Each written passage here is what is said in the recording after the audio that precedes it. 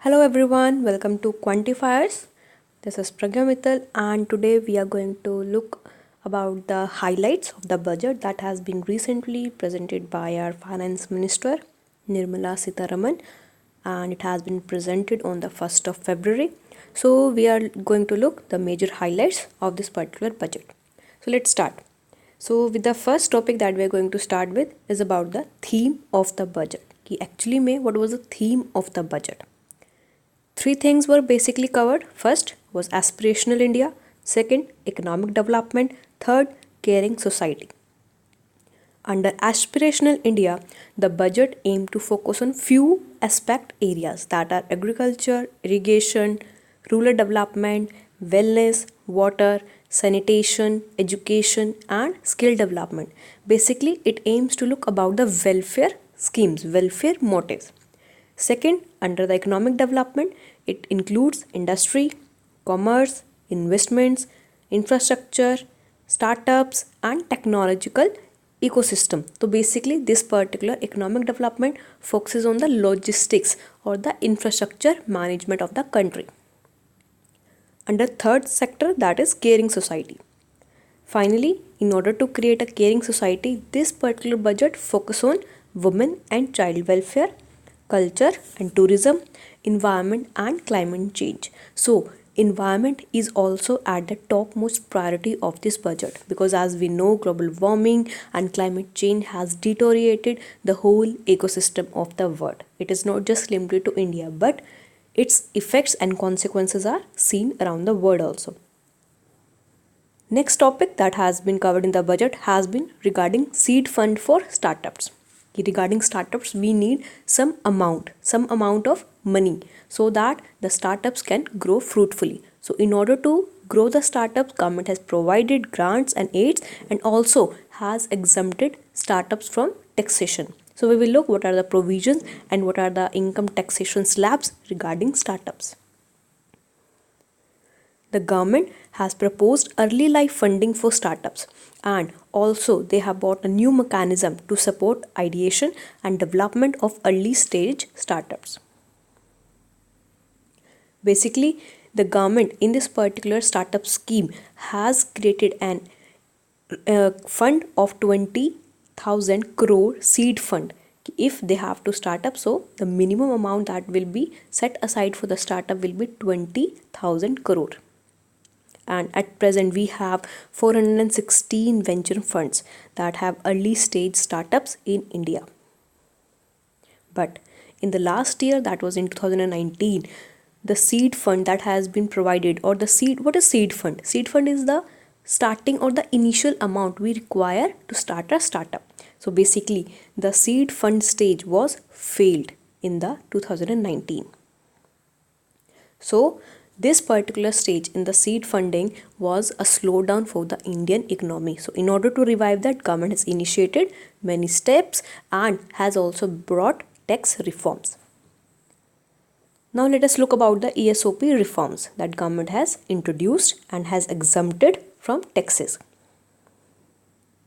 Basically, ESOP are the reforms that are taxable at the time when we have exercised or when we have purchased these ESOPs, because in certain cases we don't have money to free flow our fund, because of which there is a cash crunch. So in order to limit that cash crunch or to continue the long holding, the government has initiated new tax assumptions, which they can defer the payment by 5 years, or they have the option or till they leave the company or when they sell their shares, whichever is earliest. Now, what will happen if ESOPs are given some tax reliefs? Exemptions in ESOPs will further encourage companies to introduce that ESOPs can be utilized in their companies, which in turn will allow them to attract world-class talent while keeping employee cost in check, because the major cost of the company, that are the employees cost, that company has to also keep in touch with them. Even the government has reduced the tax burden for startups. The eligible startup, the turnover for which is 25 crore, they have now given a provision to deduct 100% of its profits for 3 consecutive assessment years out of the 7 years. And if they want to extend this benefit further, then the turnover limit exemptions was being further stretched to 100 crore, which was previously limited to just 25 crore. So that is the tax benefit that has been given for startups. And even 27,300 crore have been government has initiated for the development and promotion of industry and commerce, that is for this particular financial year. And to boost the support and funding prospects of such startups, the government has also mandated to invest or to set up another portal, that is investment clearance cell portal. What that portal will do? It will offer end-to-end facilitation, support, pre-investment advisory, and facilitate clearances regarding the tax exemptions, regarding the reliefs, and all the complicated procedures that are allowed in the startups. Even the government, in order to boost its domestic manufacturing and to attract large investments into the electronic value chain, another scheme was proposed, so that the major focus was given to the mobile phones, because India is the leading consumption of mobile phones. So of course, if India has the highest number of growing plants or the manufacturing industries of mobile phone, then it will automatically leads to the more made in India and make in India projects that will in turn help and benefit in the growth of India's GDP.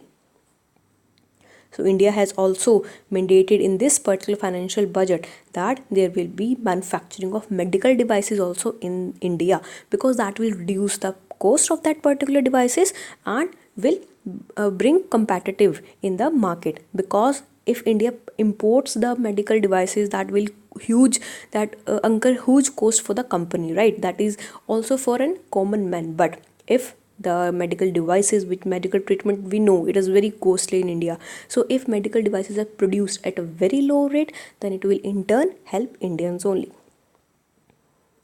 Next, Aadhaar based tax verification. We have seen that government has tried to link every bank account with the Aadhaar card. What is the main purpose of linking Aadhaar card with the bank accounts? It basically aims so that there is no loopholes or there is no frauds being done on the basis of identity crisis. So in order to strengthen this system, government has introduced Aadhaar based verification system, so that no fraud, no identity crisis can be occurred. And of course, it will help in weeding out the non-existent entities. Sometimes there are, suppose there is a person named Shyam, but that person doesn't exist in any other register, but fake Aadhaar cards are being produced in the name of Shyam, so that becomes the non-existent entity. So Aadhaar card is basically a very foolproof identity of that particular individual, so which automatically helps in the weeding out of non-existent entities. Of course, many other tools has been envisioned, that has been data entry, AI tools, that is your artificial intelligence, that are being used in the GST, input credit tax, refund, and other frauds, so that those who are trying to play the game, they can be easily identified.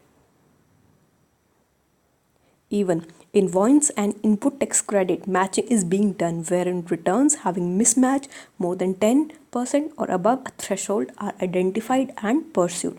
So in this process, we can easily identify which are fraud identities or which are true existence. Now let's talk about the MSME sector. A new app-based invoice financing system has been launched from MSME, that is basically for the small and medium businesses, which can avail benefits from financial service providers on the basis of these invoices. Even to reduce the compliance burden on small retailers, traders and MSME sector, as well as assessment challenges for the income tax department, the government has proposed to raise auditing threshold for MSME from 1 crore rupees in turnover to INR 5 crore rupees. So the auditing trail has been also initiated, because firstly, if an MSME has a turnover that is throughout the year, if the gross turnover is 1 crore, then they have to conduct audits, but now the limit has been increased till 5 crore rupees. What will this step ensure? This will reduce compliance burden, would be applicable only to those MSME that transact less than 5% in cash. Only for those MSME this particular system has been introduced who deals in no cash or less cash, that is of just 5%. So what is the move aims to? It of course promoting digital transactions, that is digitalization of Indian economy. That is why government has done demonetization. It is also argued that demonetization has been done to promote less cash payments and basically to promote digital platforms. That is why there has been growth of many online platforms, that is your Paytm, cash and other. There has been limited amount of cash transaction in the country. Even many other technologies has been introduced like blockchain, artificial intelligence, which can reduce the load of compliance for MSME. Now what is invoice financing? Basically it is a way of business to borrow money against the amounts due from the customers. Invoice financings will help businesses improve their cash flow, pay employees and suppliers, and also reinvest in operations and growth. Now talking about the income tax rates. So income tax rates and the slabs have been slashed because under the new simplified taxation system only we have to pay 10%. We have to pay means only the assessee. Assessee is the person who is liable to pay tax. So assessee will be required to pay 10% tax on his annual income if it lies between 5 lakh to 7.5 lakh. Previously, the tax slab 5 lakh to 7.5 lakh will have to pay 20% of the taxation. But now the assessee will have to pay now only 10% taxation. And while those whose income is less than 5 lakh, they are not required to pay any tax. So this is the new system that has been introduced in this particular budget. So these are the previous and the new tax slabs that has been proposed by the government. So you can check the slabs here. Next, boost for skill development. So of course skill development, government has launched many schemes. Kaushal Vikas Yojana, that is also aims to provide skill development to the youth of the country. So in this program, urban local bodies have been selected to provide internship opportunities who are the fresh engineers who are graduated or who are the engineers up to 1 year. Even high quality higher education will be provided to the students. The government has proposed to start a degree level full-fledged online education program. So this is a new program that has been initiated, that has been proposed by the government in this budget.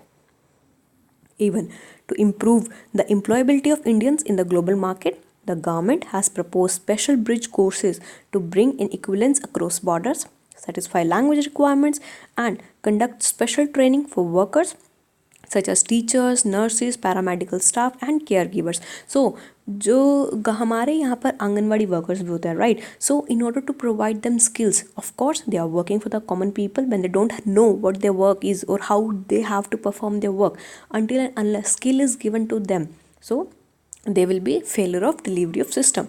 So in order to provide them skill, government has initiated this particular program. Even under the India Satellite Study in India program, governments have collaborated with the governments of other foreign countries in which the students from Asian and African countries will receive scholarships for studying in Indian higher education centers. So that will be a moment of pride. If any person or any student from abroad is studying, coming to India and studying here, that is a very pride moment for India. And even Indian students will feel very proud that we are providing scholarships so that we can have more people to people contact that will help in building our ties. We'll learn so many things, cultural contacts, and these diplomatic ties helps to build India's relationships with the other countries very stronger. Next, quantum technologies. So quantum technologies are a very recent topic that has taken into the news, and it is a very important topic.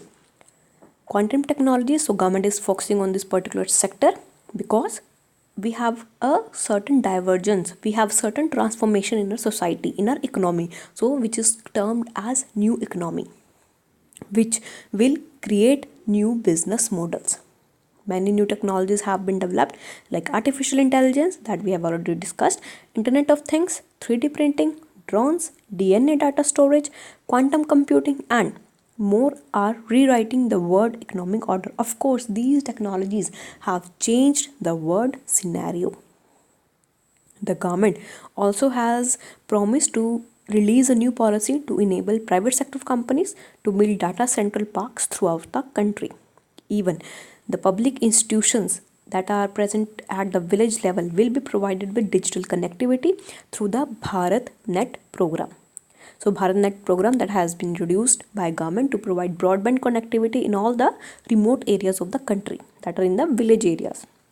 So that are basically providing to link gram panchayats with the broadband connection with, and the fund allocation is 6,000 crore rupees. Even it is provided to outlay an INR of 8,000 crore over a period of 5 years for the National Mission on Quantum Technologies and Applications. So this particular mission is automatically got important. Now, knowledge translation clusters that would be set up across different sectors that include new and emerging areas in addition to technology cluster, test beds, and small scale manufacturing facilities. Next, mega logistics and infrastructure projects. Now we will look what are the initiatives, what are the proposals that has government brought in this particular sector. So government has promised to introduce a new national logistic policy that will be released soon, that has been said by our finance minister, which will act as a single window e-logistic market, and that will focus on generation of employment, skills, and making MSMEs competitive.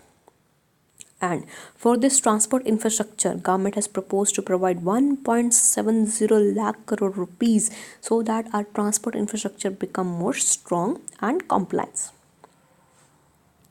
National policy that will also include development of 2,500 kilometer access controlled highways, 9,000 kilometer of economic corridors, 2,000 kilometers of coastal and land ports, roads, and 2,000 kilometer of strategic highways. So these are the proposals that has government proposed so that we can have a well-made roads in the country. Even Delhi-Mumbai Expressway that it will be initiated, and that is proposed to be completed by the year 2023. Even a new expressway is proposed, that is Chennai-Bengaluru Expressway, that the government has said the work and the construction of this particular highway will be initiated soon. So these are the two highways that has been proposed in this particular sector. Even to boost toll collection from the toll tax that we pay, that the consumer pay, that the individual pay, right? So government has asked that we have to collect more and more revenue.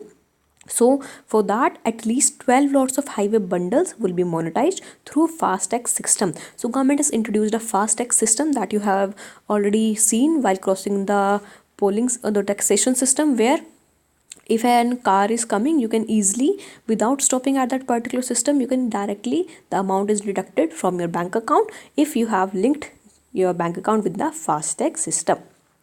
Further, in rail transport, in the railway sector, if we talk about, the government has aimed to electrify railway. That is 27,000 kilometer of tracks, 4 station redevelopment projects, and operation of 150 passenger trains through public-private partnerships. So for the first time, government is talking about the PPP model in the railway sector. As we know, railway is a monopolized sector, that is hugely monopolized by the government only. Now, 100 more airports will be developed by 2024 to support the Udan scheme. So, government has proposed this Udan scheme, that is Ude Desh Kam Nagirik, that has been proposed so that there is a airport connectivity so that you can travel within India at a very affordable rates. So, these are the sectors that has been contributed by India. Now, next is women focused policies. The budget provides for 28,600 crores for the programs dedicated to the women empowerment and gender inclusion. So government has initiated this particular scheme so that, because women is a very sensitive issue, so in order to include them into the mainland politics, government has introduced these certain policies and has dedicated to the women empowerment. which will include a task force to study the impact of early pregnancies on the mortality rates of expectant mothers. Government has launched many more schemes to promote women health and safety during pregnancies. For example, like Pradhan Mantri Janani Suraksha Yojana. Even the government is also determined to eliminate manual cleaning of sewage tanks or septic tanks. That is, you have to eliminate manual scavenging. And even this particular speech also highlighted that suitable technologies for such task has been identified by the Ministry of Housing and Urban Affairs, and financial support for wider acceptance of the such technologies will also be provided.